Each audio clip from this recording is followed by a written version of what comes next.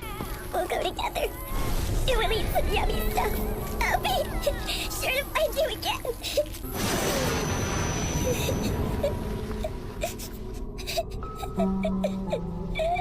मिट्टी धीरे धीरे गायब होने लगती है और बिलाव